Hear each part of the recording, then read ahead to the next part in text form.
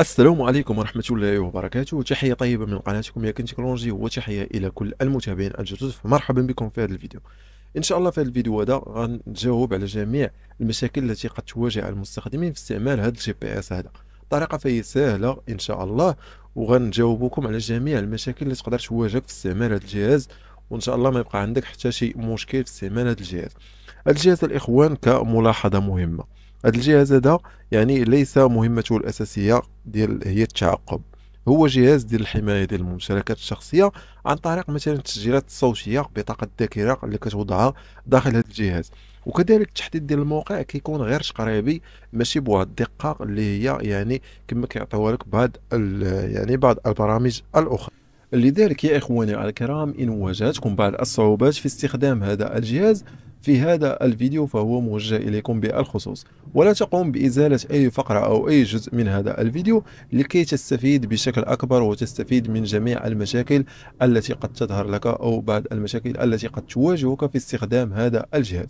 أول شيء إخواني الكرام يجب عليك القيام به هو التوجه إلى إعدادات الهاتف لضبط بعض الأمور الخاصة بالبطاقة التي ستقوم بإدخالها في هذا الجهاز. وأول شيء إخواني الكرام يجب عليك القيام به هو أن تقوم بضبط إعدادات البطاقة على دوجي كما تلاحظون في هذه أو في هذا السكرين الذي قمت بوضعه جانبا هنا. كما تلاحظون أول شيء كما قلت لكم هو وضعه على 2G، ليس 3G أو 4G أو 5G. يجب عليك فقط ضبط يعني البطاقة التي تقوم بإدخالها داخل هذا الجهاز على وضع يعني 2G فقط. ثاني شيء يا إخواني الكرام يجب عليك القيام به في ضبط إعدادات البطاقة هو إزالة يعني اللوك أو الكود بين أو الكود أبوك الخاص بالبطاقة. يجب عليك إزالة جميع الأكواد وجعل البطاقة مفتوحة يعني بدون أكواد. خطوتين يعني مهمتين يجب عليك القيام بها في البداية لكي يشتغل معك هذا الجهاز بشكل يعني صحيح. كما تعلمون يا إخواني الكرام سأمر إلى الخطوات التالية. أتمنى من هذه الخطوات أو هذه الملاحظات أن تأخذوها بعين الاعتبار لكي يشتغل معك هذا الجهاز بالطريقة الصحيحة. أعطيكم يعني كتجربة مستخدم، ليس يعني كبائع أو غير ذلك من الأمور. نحن نقوم بتجربة يعني بتجربة الأجهزة الإلكترونية، تظهر لنا بعض المشاكل، أقوم بجمع بعض المعلومات المهمة التي قد تواجهك يعني في استخدام بعض الأمور. مثلا هذا الجي بي اس يعني قمت بوضع فيديو خاص حول كيفية إصلاح جميع المشاكل التي قد تواجهك بإذن الله. الخطوة الثالثة بحول الله هو عند وضع البطاقة. يجب عند وضع البطاقة أن يشير الجهاز إلى ذلك الضوء الأحمر أو ريد لايت داخل الجهاز، كي يعني تتأكد من أن الاتصال يعني سليم أو إدخال البطاقة أو أن هذا الجهاز فهو يشتغل بالطريقة الصحيحة، بحيث لا يمكن الاتصال بالشبكة بسبب الانخفاض ديال البطارية. يعني انت ما كتعرفش هذيك البطارية شحال المدة المتبقية يعني باش تسالي، او شحال النسبة ديال الشاحن او النسبة ديال الشارج فيها. هذه كخطوة ثانية مهمة يجب عليك أن تقوم بالنظر داخل الجهاز حتى يظهر لك ريد لايت أو الإضاءة يعني باللون الأحمر على أن هذا الجهاز فهو يعني قمت بإدخال بطاقة الذاكرة وقمت بإدماج البطاقة داخل هذا الجهاز.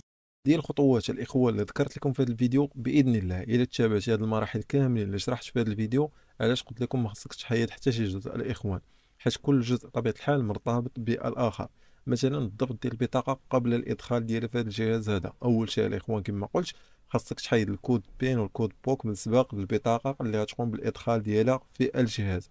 وثاني شيء الإخوان كما قلت لكم خاصك تضبط البطاقة أو البطاقة ديال سيم، خاصك تضبطها على 12G، ماشي 3G ولا 4G ولا 5G، خاصها تبقى على 12G الإخوان.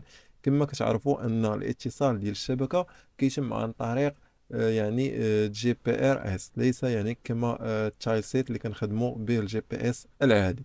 الضبط ديالها على 12G فقط ان شاء الله، وغادي يخدم معك هذا الجهاز هذا او الجي بي اس من نوعيه جي اف 07.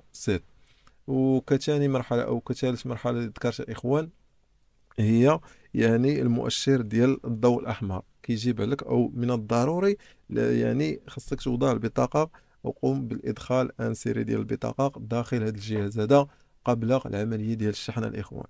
الشاحن يعني ما يتشحنش معك هذا الجهاز هذا حتى تقوم بالادخال ديال البطاقه ديال او البطاقه السيم داخل الجهاز. ومن الضروري الاخوان يكون واحد لانديكاتور او واحد الاشاره حمراء اللي كتعطيك ان المؤشر يعني ديال هذا الجهاز هذا فهو يعني خدام.